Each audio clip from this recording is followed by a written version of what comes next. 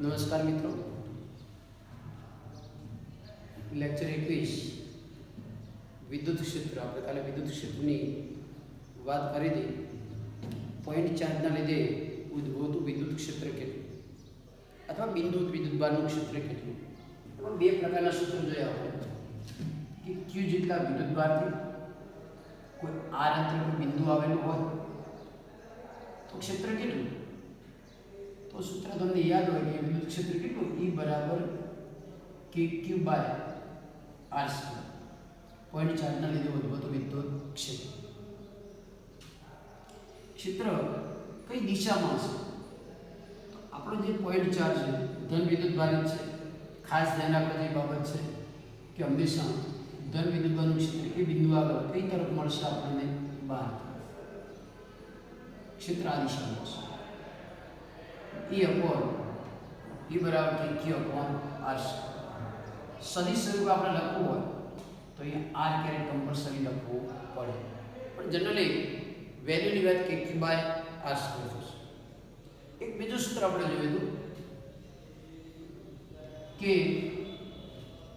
આવી કોઈ પરિસ્થિતિ હોય કે ચાર્જ Q નો સ્થાન સદિશ R પર અને કોઈ બિંદુ કે જેનો સ્થાન સદિશ R ડેશ છે, જેનો સ્થાન સદિશ R ડેશ. તો R ડેશ સ્થાન સદિશ ધરાવતા બિંદુ આગળ ક્ષેત્રની તીવ્રતા કેટલી? તો આ અંતર મિત્રો કેટલું થાય? તો આ અંતર કેટલું થાય? માનાંકમાં R ડેશ માઈનસ R જેટલું. માનાંકમાં R ડેશ માઈનસ R જેટલું. તો આ સૂત્રની પણ આપણે ચર્ચા કરી હતી. સૂત્ર આવું મળશે E બરાબર KQ upon R dash minus R નો ક્યુબ. અહીંયા R ડેશ માઈનસ R આટલું ક્ષેત્ર આપણને મળશે. આ ક્ષેત્રનો સદિશ મળશે આપણને. માત્ર મૂલ્યની ચર્ચા કરો. અંતર કેટલું? તો મૂલ્ય આપણે જોયું હતું KQ by R square. KQ by R square આટલું અંતર છે R ડેશ માઈનસ R, એનો આપણે સ્ક્વેર કરીએ KQ by R square. KQ by R.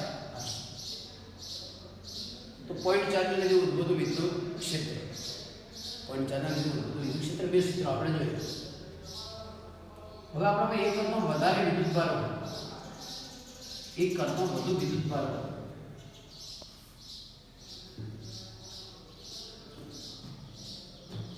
આવી પરિસ્થિતિ હોય તો ક્ષેત્રની તીવ્રતા કઈ રીતે નક્કી કરવી? ધારો કે આપણે ચાર્જ Q1 અહીંયા કરું, જેનો સ્થાન સદિશ R1,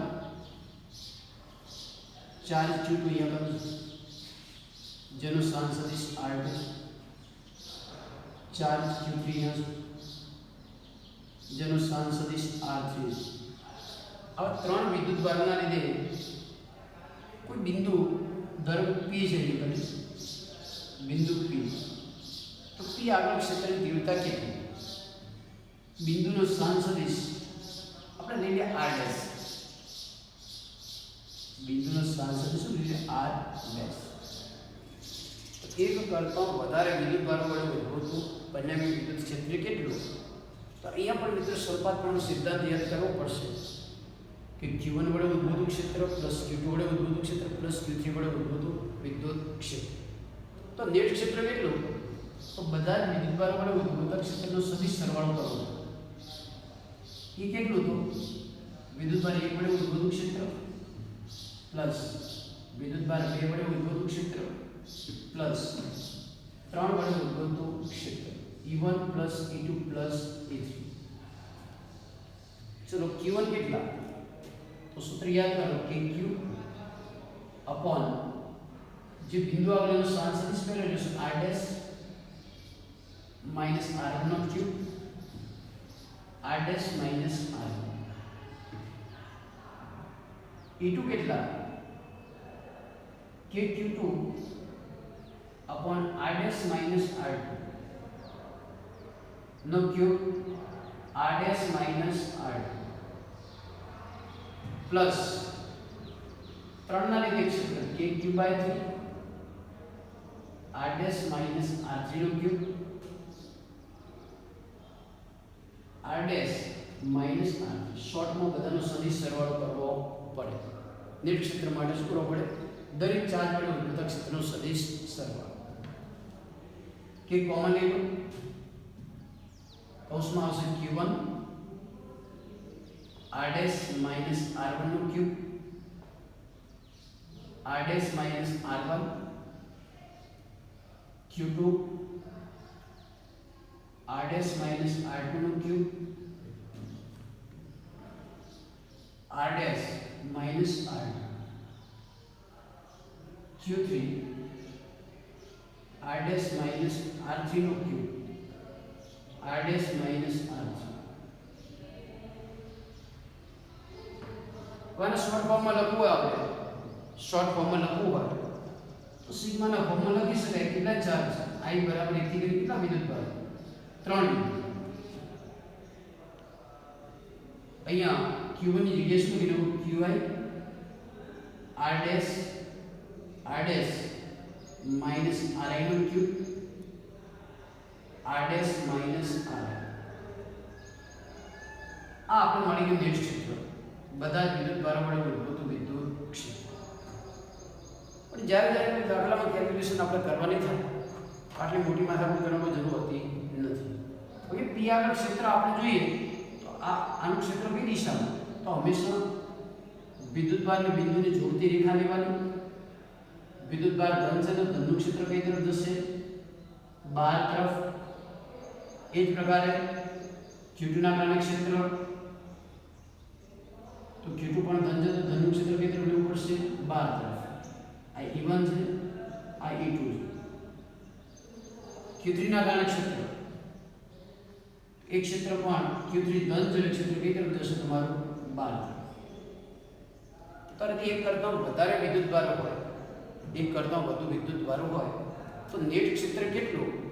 નેટ ક્ષેત્ર તો બધા જ વિદ્યુતભારો વડે ઉદ્ભવતા વિદ્યુત ક્ષેત્રનો સદિશ સરવાળો. દરેકનું પર્ટિક્યુલર ક્ષેત્ર સુધી બધાનો સદિશ સરવાળો કરવો પડે. હવે આપણે વિદ્યુત ક્ષેત્રના પોઈન્ટ ચાર્જના ક્ષેત્રના અમુક ખાસ એમસીક્યુ માટે કેલ્ક્યુલેશન જોઈએ આપણે.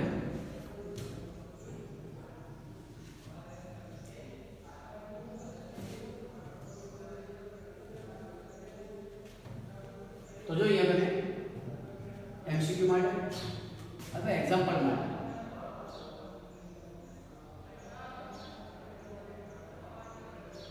Example for point charge.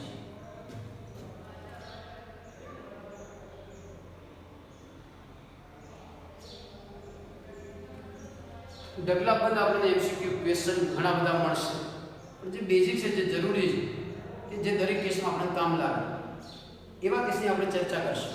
એના પહેલા મિત્રો આટલી આપણે ખબર હોય જોઈએ q ચાર્જથી r અંતરિક ક્ષેત્ર કેટલું હતું? kq by r square.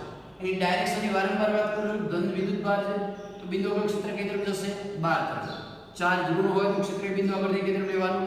અંદર તરફ. ખાસ બીજી બાબત છે કે ક્ષેત્ર સદિશ રાશિ છે. ક્ષેત્ર કેવી રાશિ છે? સદિશ. એટલે જ્યારે બે ક્ષેત્ર એક જ દિશામાં હોય, ધારો કે e1 અને બે એક જ દિશામાં, તો બેનો સીધો બેઝિક સરવાળો થાય. ધારો કે આનું મૂલ્ય 4 આનું મૂલ્ય 6 હોય તો ટોટલ મૂલ્ય કેટલું થઈ જાય? 10. બે પરસ્પર વિરુદ્ધ દિશામાં, બે પરસ્પર વિરુદ્ધ દિશામાં તો સીધો બેની બેઝિક બાદબાકી થઈ જાય. 4 માંથી 6 જાય તો 6 માંથી 4 જાય, જવાબ કેટલો આવશે? -2. જ્યારે બે સદિશો થીટા ખૂણે ગોઠવાયેલા હોય તો ફરીથી યાદ કરો, √a² + b² + 2ab cos θ વાળું સૂત્ર આપણે વાપરવું પડે. એટલે આપણે વારંવાર સદિશની ચર્ચા આવે એટલે બે સદિશો એક દિશામાં તો સીધો સરવાળો, વિરુદ્ધ દિશામાં તો બેની બાદબાકી, થીટા ખૂણે ગોઠવાયેલા હોય તો √a² + b² + 2ab cos θ ની મદદથી નેટ ક્ષેત્ર આપણે શોધવું હોય તો શોધી શકીએ.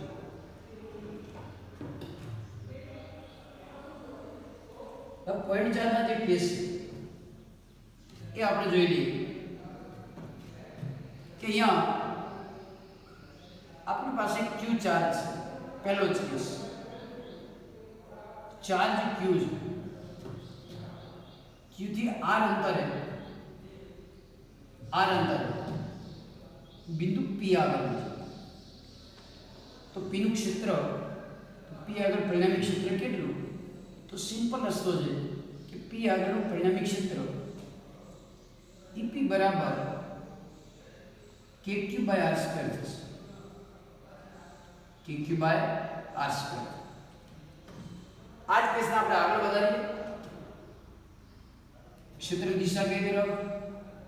આ બાજુ છે વિદ્યુત ક્ષેત્ર. હવે એ જ Q ચાર્જની સામે ફરીથી બિંદુ P છે. અહીંયા વિદ્યુતભાર ધન છે. એટલા જ અંતરે એક બીજો Q ધન વિદ્યુતભાર મૂકી દેવામાં આવે. એટલા જ અંતરે બીજો એક ધન વિદ્યુતભાર Q મૂકી દેવામાં આવે તો P આગળ પરિણામી વિદ્યુત ક્ષેત્ર કેટલું? P આગળ પરિણામી વિદ્યુત ક્ષેત્ર કેટલું? ખાસ ધ્યાન રાખવાનું, આ Q નું જે ક્ષેત્ર છે આ બિંદુ 1 કહી દઈએ, આ બિંદુ 2 કહી દઈએ. ચલો Q ના લીધે P આગળ ક્ષેત્ર કઈ તરફ? અંદર તરફ કે બહાર તરફ? તો ચાર્જ કેવો છે? ધન. તો ધનનું ક્ષેત્ર આ દિશામાં જશે E1. વિદ્યુતભાર 1 ના લીધે અથવા આ Q ના લીધે ઉદ્ભૂત વિદ્યુત ક્ષેત્ર આ તરફ હશે. ચાર્જ 2 ના લીધે તો ચાર્જ 2 પણ ધન વિદ્યુતભાર જ છે. તેનું ક્ષેત્ર અંદર તરફ નહીં આવે, કઈ તરફ આવશે? બહાર તરફ. આ ક્ષેત્રને આપણે E2 કહીએ. ચલો બે ક્ષેત્ર એક દિશામાં વિરુદ્ધ દિશામાં, તો કઈ દિશામાં? વિરુદ્ધ દિશામાં. તો સીધા બેના મૂલ્યને શું થઈ જાય? બાદબાકી. આપણે આવું કહી શકીએ EP બરાબર E1 માઈનસ E2. જો સદિશ સ્વરૂપ નથી લખતા કારણ કે એક જ અક્ષ પર છે. કેવી અક્ષ પર છો? એક જ અક્ષ પર. કોઈ માથાકૂટ રહેતી નથી. એક દિશામાં સરવાળો, વિરુદ્ધ દિશામાં તો બાદબાકી. ચલો E1 કેટલું? તો આના લીધે ઉદ્ભૂત ક્ષેત્ર કેટલું છે? KQ by R square. આ પણ Q છે, અંતર પણ એટલું છે KQ બાય R સ્ક્વેર. તો આવા કિસ્સામાં પરિણામી ક્ષેત્ર કેટલું થઈ જાય? 0 થઈ જાય. આવા કિસ્સામાં પરિણામી ક્ષેત્ર કેટલું થઈ જાય? 0.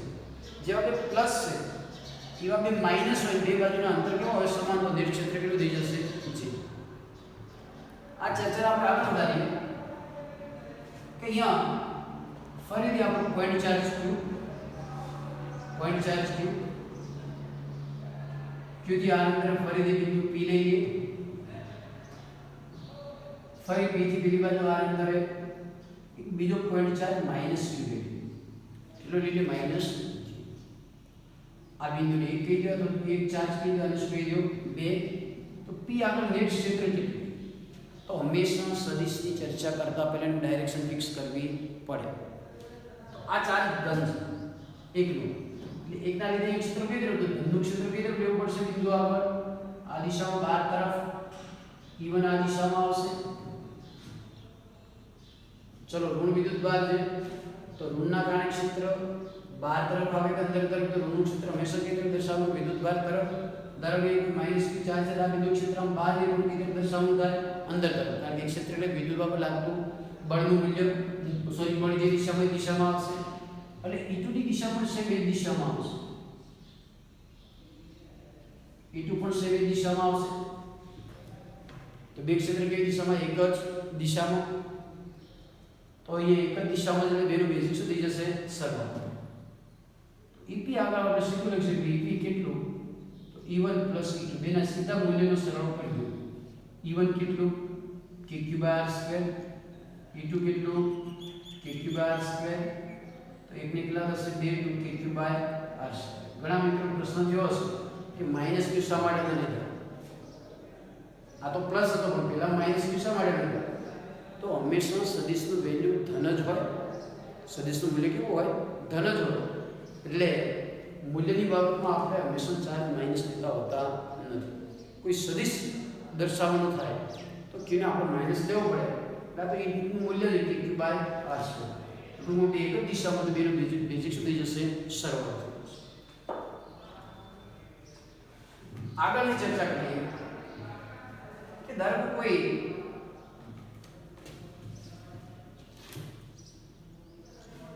પરિસ્થિતિ આવે છે કે બે ચાર્જ